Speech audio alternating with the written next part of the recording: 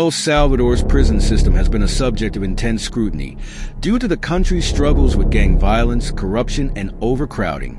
The story of El Salvador's prisoners is intertwined with the rise of powerful gangs, government efforts to contain them, and the difficult conditions that many inmates face in the country's overcrowded and understaffed prisons. The rise of gangs in El Salvador. To understand the situation of prisoners in El Salvador, it is crucial to grasp the rise of gangs in the country, particularly the notorious MS-13, Mara Salvatrucha, and 18th Street gangs, Barrio 18. These gangs originated in the 1980s and 1990s, primarily in the United States, where Salvadoran immigrants facing difficult economic conditions in their home country began to form groups for protection. Over time, these groups became increasingly violent and expanded into El Salvador. By the early 2000s, they had gained a significant foothold in the country, where they became major players in organized crime, drug trafficking, and extortion. The gangs are known for their brutal tactics, including killings, kidnapping, and terrorizing entire communities. Their reach has extended far beyond the prisons, where they run their operations through a combination of intimidation, violence, and bribery. These gangs not only control the streets, but also the cells in which their members are imprisoned.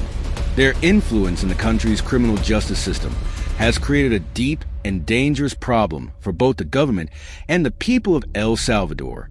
Overcrowding and inhumane conditions. The increase in gang violence and criminal activity has put tremendous pressure on El Salvador's prison system. The country has one of the highest incarceration rates in the world, with its prisons often operating far beyond their capacity. Many of these prisons were designed for fewer prisoners, but have seen numbers swell over the years, leading to overcrowded cells with dire conditions. Inmates often face inhumane conditions. Inadequate food, poor sanitation, a lack of medical care, and the constant threat of violence. Some prisoners live in conditions so cramped that they have little room to move. The lack of basic necessities, such as clean water, is another ongoing issue. Prisoners are often forced to rely on family members to bring in food, water, and even medical supplies. In these overcrowded prisons, the gangs exert control over much of the day-to-day life. They often operate from behind bars, continuing to carry out criminal enterprises like extortion, drug trade, and even directing hitmen from within the prison walls.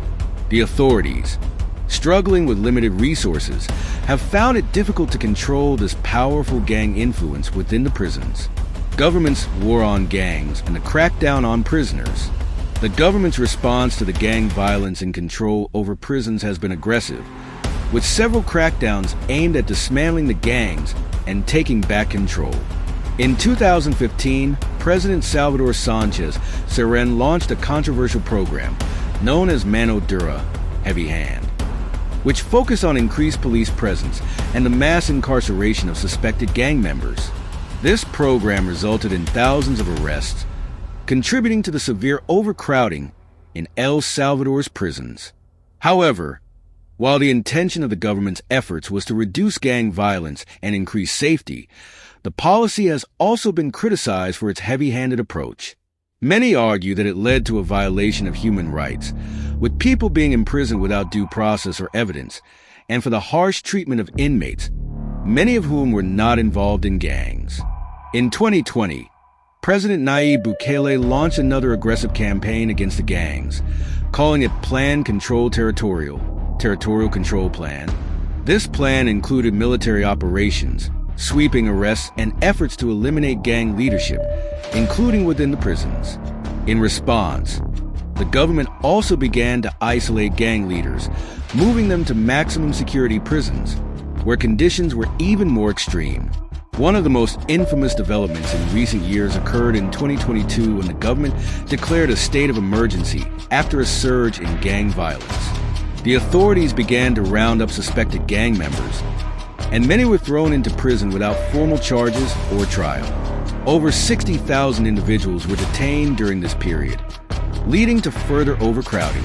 Many human rights organizations condemned this as a violation of civil liberties, and there were reports of abuse and torture in the prisons. Life inside the prisons. For those who are incarcerated, life inside the prisons can be grueling. Many prisoners, especially those affiliated with gangs, live in constant fear of attack from rival gangs or even from prison guards. Violence is a daily reality, and disputes between gangs often lead to deadly fights. Some prisons are known for being extremely dangerous places where survival is often a matter of aligning with the right group or maintaining a strict don't interfere stance. For gang leaders, prison is not a place of isolation, but an operational base. It is in these jails that many of the strategies for expanding and managing criminal enterprises are formulated. In fact, many gang members stay in communication with their criminal associates on the outside, continuing their operations. There have been numerous reports of prisoners organizing hits, extortions, and even drug shipments from within their cells. But it's not only gang members who suffer. Ordinary criminals, and even those wrongfully imprisoned for minor offenses, are often caught up in the prison's dangerous dynamics. For them, the challenge is to avoid being swept into gang activities or becoming a target for violence. International attention and reform efforts. The international community has increasingly focused on El Salvador's prison system. Human rights organizations such as Amnesty International and Human Rights Watch have documented abuses in the prisons, including overcrowding, lack of access to health care, and abuse by prison staff. These organizations have called for comprehensive reform, not only in the treatment of prisoners, but also in addressing the root causes of gang violence, such as poverty, lack of education, and social exclusion. Reform efforts, however, have been slow and are often stymied by the entrenched corruption within the prison system itself. The prison guards, in many cases, are just as much a part of the criminal ecosystem as the prisoners, and there have been reports of bribery and collusion between prison officials and gangs. While the government has made some strides in improving conditions, including investing in new facilities, the system remains overwhelmed. Overcrowding, poor management, and a lack of resources continue to plague the prison system, making it difficult for meaningful reform to take place.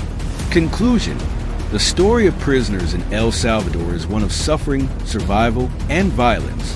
The rise of gangs has deeply affected the country's prisons, and the government's response to this crisis has often exacerbated the challenges.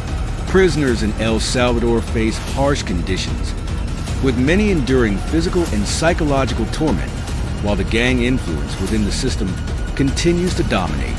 The ongoing struggle between law enforcement and the gangs, combined with an overwhelmed prison system, presents an incredibly complex situation.